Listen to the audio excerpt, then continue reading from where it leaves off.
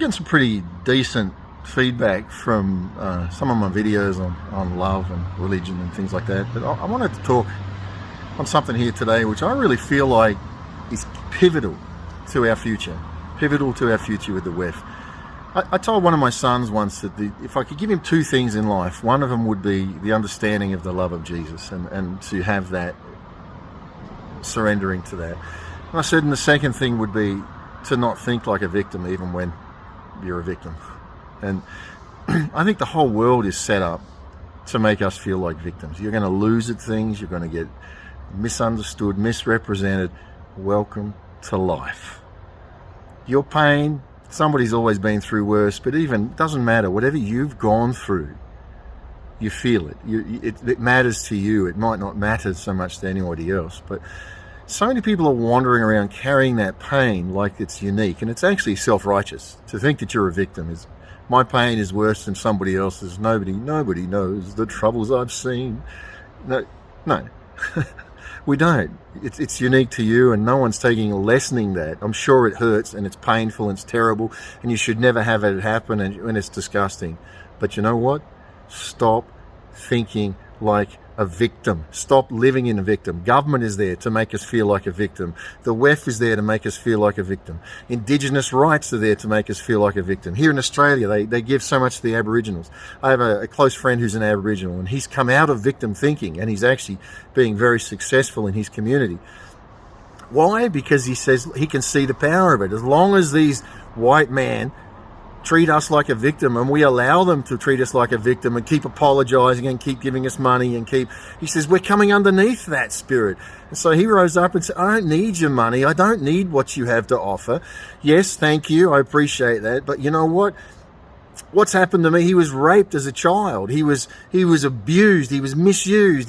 But you know what he does? He looks back at one of the men who did that, who's now committed suicide, and said, I'm actually thankful to my uncle. What he did was shameful, but it set me free because it helped me understand that even when I'm a victim, if I think like a victim, I'm dead in the water. That man deserves to be a victim. And all of us have got our story.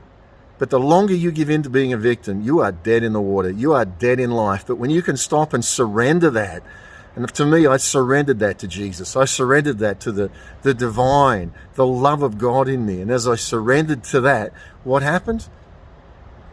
Still a victim, but I don't feel like it. Still terrible things happen, and I have to deal with that. Sorry, bug. I have to deal with those terrible things. I have to go through the emotion of it still, but ultimately I can identify the patterns of victim thinking where I start feeling sorry for myself. And I don't blame others. I do things, I say things because I'm not perfect. But people that understand, that know true love, look at Scott and say, that's just Scott. I love him anyway. Now, I don't have to be in love with him, but you know what? He's worth it. He's worth having in my life. I do that with others because our mistakes, like I've talked about, are the opportunity for unconditional love. The Bible, like I've told you, is full of things that people could see as mistakes because God's trying to show you that you cannot get love through your head. You cannot understand God. If you want to get the knowledge of God, you will form a God to suit your own purposes. You'll look at what satisfies you and what doesn't, and you'll create your own little mini religion. But I tell you, when there's a movement of love where God says, even though you're a sinner, even though you've done wrong, even though you've failed, that's the point. I wanted you to fail so that, he doesn't want us to fail, but you need to fail so you can see it doesn't change how I feel about you. God says, I love you. I delight in you. Beyond loving you, he says, I delight in you.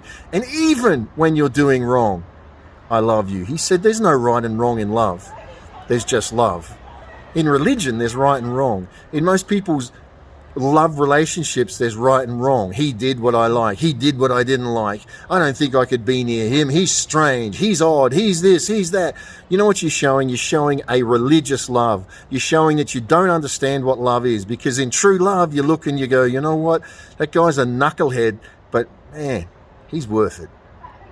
God looks at me and says, Scott, and when I was a failure, when my family abandoned me, when my children were weaponized against me, one child, no, but when my children were weaponized against me, when he stuck with me, but that one, God stuck with me too. But when I look at it, they changing. What my son came to me and said, Dad, you showed me that even when a victim, I shouldn't think like a victim, and I'm free of that. And that I was so blessed by that.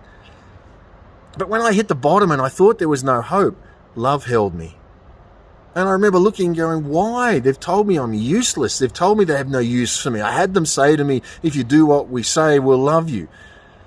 And I'm like, oh God, I can't do what they say. I don't even have the strength to do it. They tell me be black, I'm black. Be white, I'm white. Be black, be white. Be black, be white. And you know, some of you have done it. It's so exhausting. I couldn't do it anymore. I broke. And just collapsed in myself. So then they just said, well, he's no good anymore, and walked away. Well, until you're what we want, we don't want you. One by one, they come back when they realize the lie in that. And it's a beautiful thing, because they're coming back for the Father's heart, not for what I can do for them, but they're coming back because of the love I have for them and the love they have for me. My children are discovering unconditional love, and they're entering it. Not conditional love. They're living in one spot with conditional love. You do what we say, you can live here. You don't do what I say, I'll kick you out. And that's conditional. And so I look at it and I go, thank God that even when the world said I was a failure, even when my family and what mattered to me seemed to have failed, he held me. He said, I just love you. And I remember almost going in my conversation in my heart, going, God, why? Nobody else wants me. Why do you want me? I've failed, and there was just no answer. I just felt loved. But there was nothing natural that was loving me. I'd walked out of my home at one night to go and live on the street. And I remember I was gone for an hour and a half, and I didn't really want to be there. You hope that you don't, but you hope that you're not going to keep going. But I was gone. And I remember I'd taken my phone with me. I was probably too attached to my phone. I think I was hoping that something would happen. And I got a phone call, please come home. We feel bad, you're gone. I'm like, you feel bad? Nobody ever asked. What drove you there? And I remember when I went back, I ended up having a breakdown. I ended up, you asked me my name, it'd take me 5-10 seconds to be able to respond to that. And just am I blaming them? No. Me. Because I was being black, I was being white, I was being black, I was being white, trying to please instead of just being true to who I was. Now the world says be true to who you are, but the problem with that is that they want it to be, it'll be at the expense of others. But when you're in the Spirit, when you're in what God has for your life, you can be true to who you are, and it's in kindness, it's in gentleness, it's in self-control.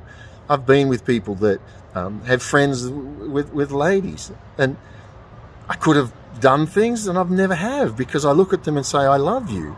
I don't lust you. I don't want to use you. I enjoy who you are, not what you do. I love your spirit and the essence of who you are, not what you do. Does that mean I don't like physical? Of course I want physical. But you know what? I'm not going to have that at the expense of my peace, at the expense of my conviction of who God's made me. Some women, that's all they've ever known. That's the currency they've operated on. And they think that that's what I want or don't want or whatever. And it's mistaken. Love is unconditional. And when somebody loves you, they're saying, I love you no matter what you've done, no matter what you're doing. That's God. That's God with us. So understand, yep, the Bible's got its errors. Sin is there. I believe, it's going to sound odd, sin is there to show us we're a failure, and to show us that love is not in the head knowledge, I'm good enough or I'm not good enough. Love from God says, you're perfect just the way you are. Just surrender to my love. For me, I surrendered to his love. I received Jesus. And as I've done that, such freedom, such life, such joy, such liberty. Stop having religious love. Stop trying to be loved. Stop trying to love. And just surrender. Let go. Let go. Fail. Fail and find out who's still around. When you fail, the ones that stick around, the ones that really love you. God bless you.